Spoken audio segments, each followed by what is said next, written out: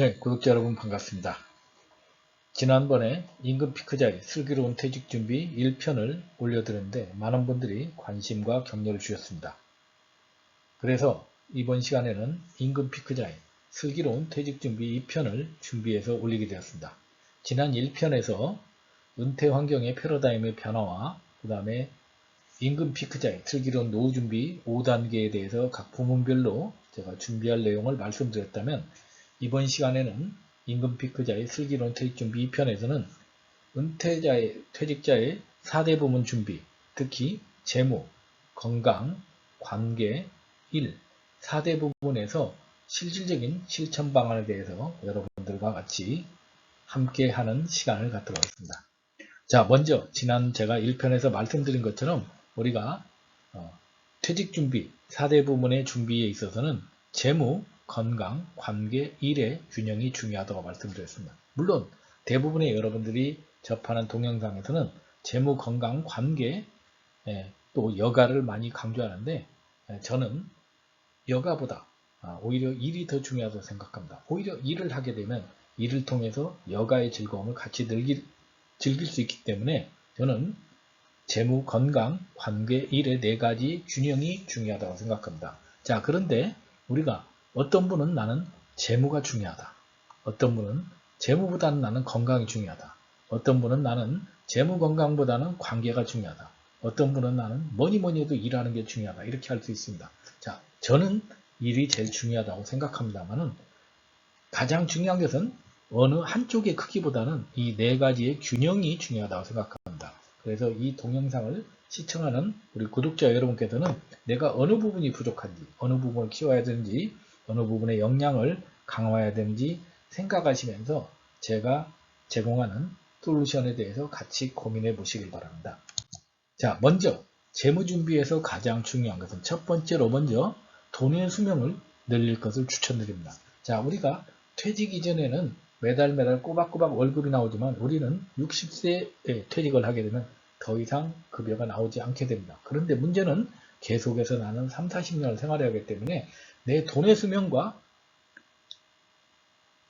평균 수명을 일치시키는 것이 중요합니다. 자, 우리의 평균 수명은 80세에서 장수 보너스로 인해서 100세로 증가했습니다. 하지만 실제 우리는 일은 60세, 아무리 많이 한다 하더라도 75세까지밖에 하지 못합니다. 자, 그러면 75세까지 일을 할 때 우리가 돈의 수명이 75세까지 유지되지만 문제는 남은 25년, 물론 75세까지 일하는 것도 쉽지 않습니다만 남은 25년을 내가 평균 수명에 맞춰서 돈의 수명을 늘리는 것이 필요합니다. 자, 그러기 위해서 돈의 수명을 늘리기 위해서는 그 부족한 부분을 해결할 수 있는 방법이 우리가 사업소득이라든지 아니면 임대소득, 또 그 외에도 이자 배당 소득이 있지만 대다수의 우리 근로소득자가 할 수 있는 방법은 바로 3층 보장에 의한 연금소득이 아닌가 생각합니다. 자, 그래서 요즘 많은 분들이 은퇴중산층이 되는 것이 꿈이라고 합니다. 은퇴중산층이란 무엇이냐?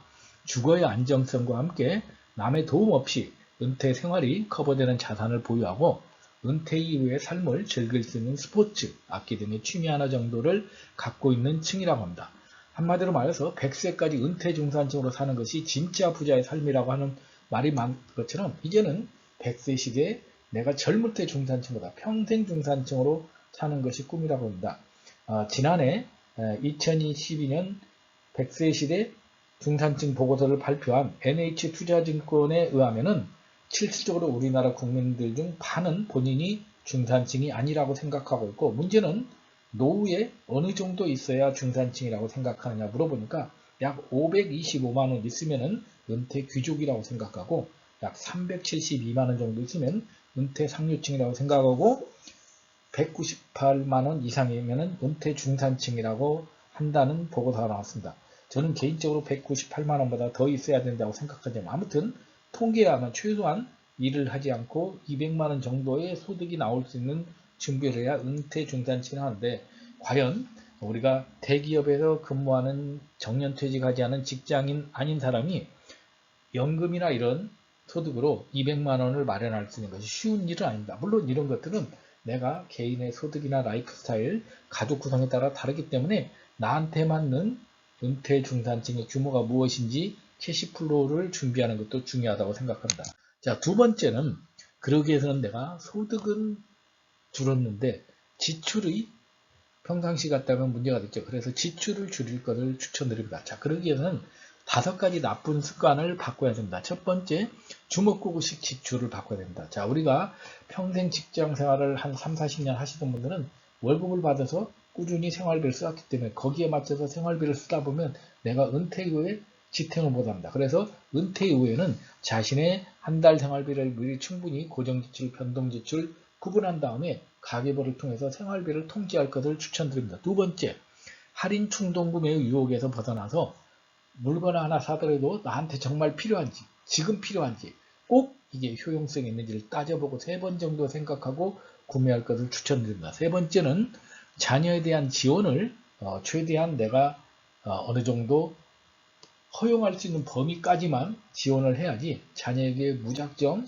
독립자금이나 결혼자금을 해서 내 노후를 망치는 것은 결국 나만 망치는 것이 아니라 자녀의 삶도 망치기 때문에 자녀에 대한 지원을 현명하게 하실 것을 추천드립니다. 네 번째는 내가 은퇴 이전에 가지고 있던 부채를 다 갚는 것입니다. 이런 것들을 계속 유지하게 되면 은퇴 이후의 삶이 힘들어집니다. 우리나라와 일본의 은퇴자의 삶이 달라지는 이유는 우리나라는 대부분 은퇴자의 약 반 정도가 부채를 갚는데 상당한 생활비를 쓰고 있다면 일본은 약 5% 미만만 부채를 갖고 있고 나머지는 부채가 없다고 합니다. 결국은 소득이 줄면은 부채 비용을 줄이는 것이 가장 중요하다고 생각합니다. 5번째는 우리가 직장 생활 때 해왔던 단타 거래라든지 아니면 코인 거래 등 하이리스크 하이리턴을 추구하기보다는 이제는 저위험 저수익이나 중위험 중수익을 하는 투자 패턴을 바꿀 것을 추천드립니다. 이 5가지를 해서 지출을 줄일 것을 권유드립니다. 자, 세 번째는 임금 피크에 들어가게 되면 결국은 내 평생 월급을 만드는 현금 흐름이 중요합니다. 그래서 우리가 만약에 700만원 정도 받던 사람이 임금 피크가 들어가게 되면 이렇게 매년 10%씩 준다 하더라도 임금이 매년 100만원씩 떨어지게 됩니다. 자, 그래서 이분이 60세 때 이제 직장을 그만두게 되면 바로 그만두게 되면 연금까지 나오기까지 5년의 공백기가 있기 때문에 이 기간 동안에는 일정 부분을 근로소득으로 준비하고 그 다음에 개인연금과 퇴직연금을 내가 가입했던 것을 기간별 확정기간으로 받든지 해서 내가 일정 부족 부분을 해결하는 방안으로 소득을 해결하고 나서 65세 이후에는 이제 일이 없다고 보고 국민연금으로 일정 부분을 해결하고 나머지 개인연금과 퇴직연금 그리고 부족한 부분은 내가 프리랜서라든지 아니면 1인 창조기업 이런 것들을 통해서 기타 소득으로 부족한 부분을 해결해서 메꾸고 나서 70세 정도가 되면은 이제 퇴직연금은 다 내가 소진했다고 보고 부족한 부분이 있다면 주택연금이나 농지연금을 통해서 부족 부분을 해결해서 각 3단계별로 자신의 라이프 스타일이나 가족 구성원, 소득 수준에 맞춰서 평생 현금 흐름을 만들 것을 추천드립니다. 그러기 위해서는 내가 정년 퇴직까지 최대한 나의 소득원을 늘려서 관리를 하는 것이 가장 중요하다고 생각합니다.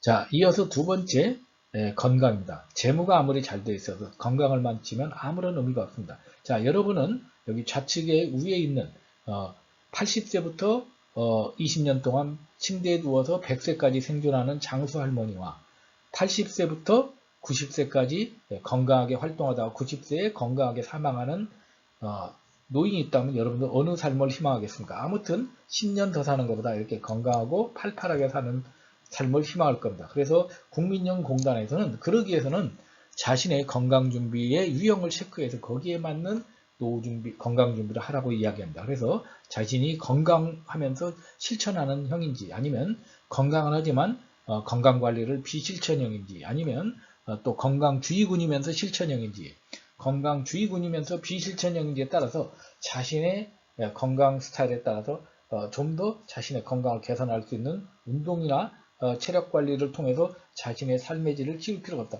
한마디로 스왑 분석처럼 해서 본인에 맞는 건강관리 전략을 추진할 것을 권유를 드립니다.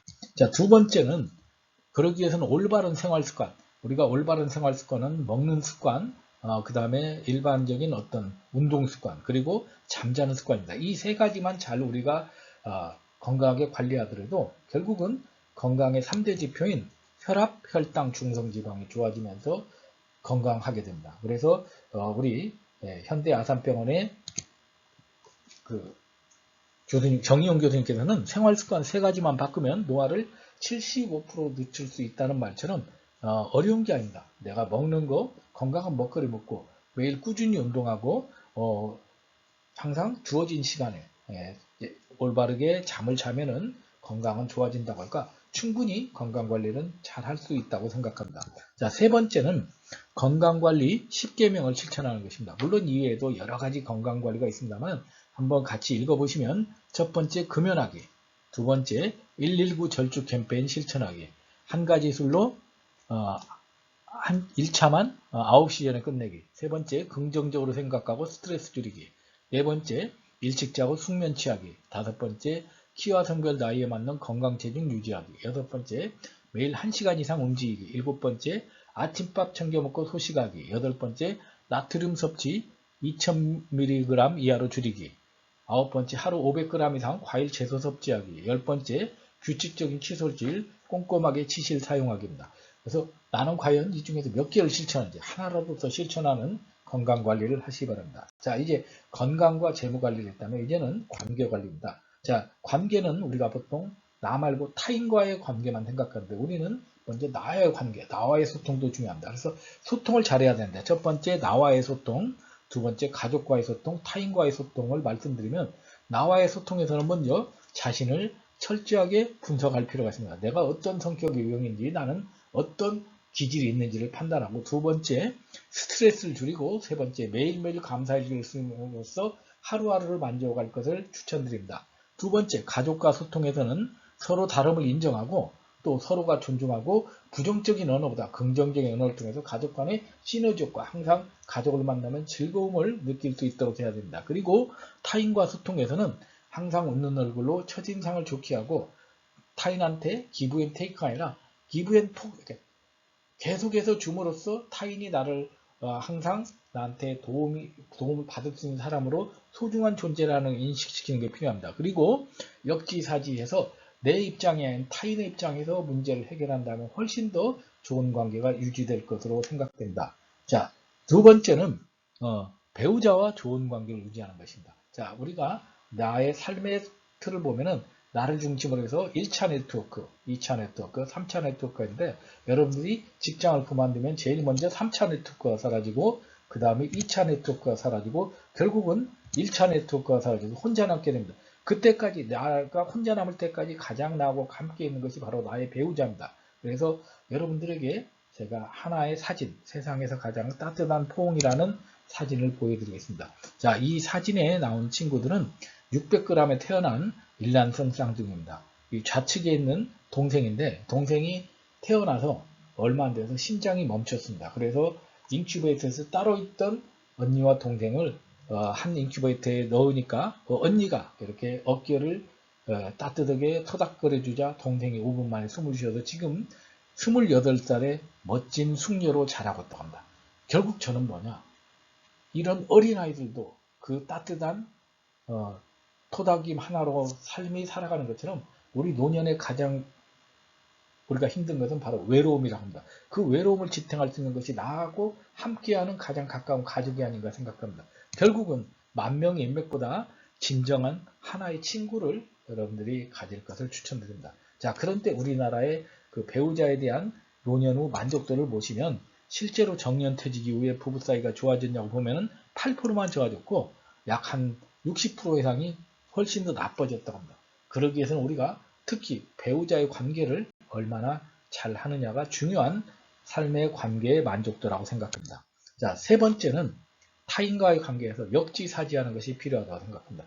역지사지라는 것은 내 입장이 아닌 타인의 입장에서 고려하는 건데, 자, 우리나라 기업 중에 두산그룹이 있습니다. 두산그룹은 많은 그 저소득 국가에 가서 개발도상 국가에서 우물을 만들어주는 사업을 했습니다. 그래서 인도의 어느 마을에 가서 그렇게 그 많은 주부들이 먼 그 거리까지 물동이를 쥐고 먼 거리를 이동하는 걸 보고 이분들의 불편을 해결하기 위해서 이분들의 의사도 묻지 않고 이렇게 마을 입구에 깨끗한 우물을 이렇게 조성을 해 주었습니다. 그런데 1년 뒤에 가보니까 이 우물이 전부 다 폐쇄가 되어 있습니다. 그래서 두산그룹의 현장 활동가들이 의아해한 거죠. 왜 이렇게 우리가 좋은 우물을 해줬는데 이분들이 이용하지 않을까 보니까 실제로 이분들은 우물을 길러가는 것도 힘든 것도 있지만 실제로 이 우물을 길러가면서 마을 그 아주머니들끼리 서로 소통하고 자기의 스트레스를 푸는 것을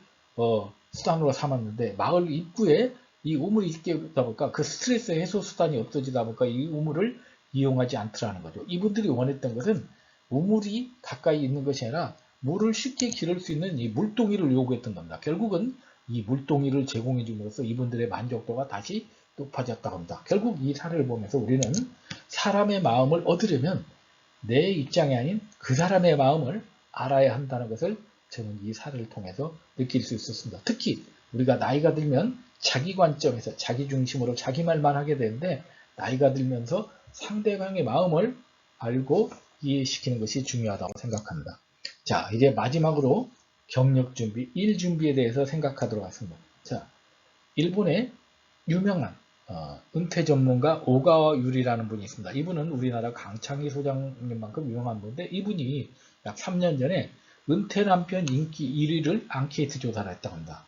첫 번째 싹싹한 남편, 두 번째 요리 잘하는 남편, 세 번째 아내 말 잘 듣는 남편, 네 번째 운동 잘하는 남편, 다섯 번째 돈 잘 버는 남편 했는데 놀랍게도 이 5개 안에 정답이 없었다고 합니다. 그러면 정답은 무엇일까요?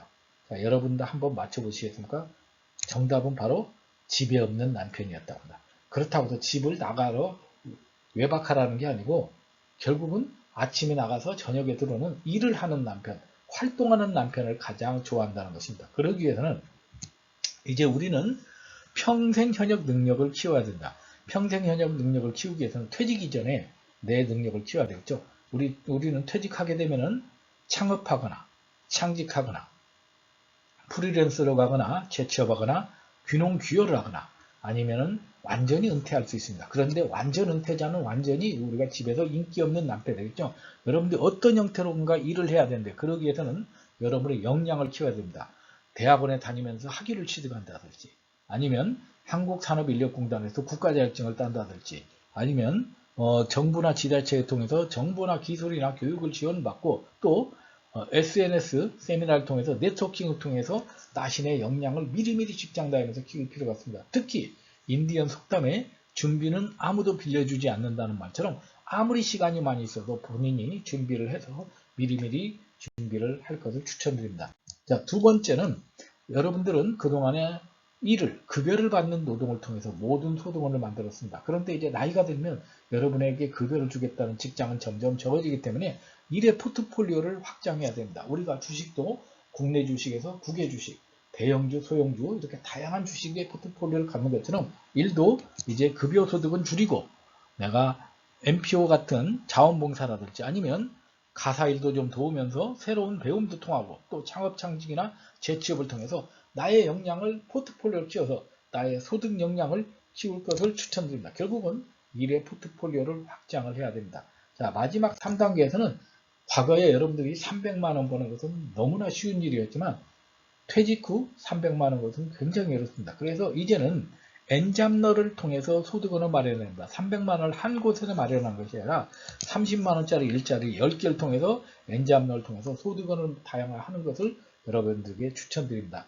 자, 지금까지 여러분들에게 4대 부분인 재무, 건강, 관계, 경력에 대해서 말씀드렸습니다. 중요한 것은 아무리 좋은 이야기를 해도 결국은 머리가 아닌 발로 실천해야 됩니다. 여러분들에게 실천의 중요성을 마지막으로 소개해드리면서 마치도록 하겠습니다. 자, 어느 더운 여름날 한강에 개구리 3마리가 이렇게 노를 젓고 왔습니다. 자, 그런데 여러분들 보시는 것처럼 너무나 이렇게 햇살이 뜨거우니까 이 개구리 중에 한 마리가 나는 너무 더우니까 헤엄쳐 가겠다고 했습니다. 자, 그러면 상류에 도착했을 때 배에는 개구리가 몇 마리가 남아야 되느냐? 2마리가 남아 있어야 됩니다. 그런데 놀랍게도 상대로 개구리는 3마리 있었습니다. 자, 왜 이렇게 개구리는 3마리 있었을까요? 바로 그 이유는 이 개구리는 더웁다고 불평을 하면서도 물이 무섭기 때문에 뛰어들지 못했기 때문입니다. 저는 이게 바로 우리 직장인들의 현재 모습이 아닌가. 과거에 베이컨이 아는 것이 힘이라는 말을 했다면 이제는 우리는 퇴직 준비에서는 아는 것을 실천하는 것이 힘이라는 말씀을 드리고 싶습니다. 지금부터 퇴직 준비 실천을 통해서 행복하고 슬기로운 인생 후반전을 맞이하시기 바랍니다. 감사합니다.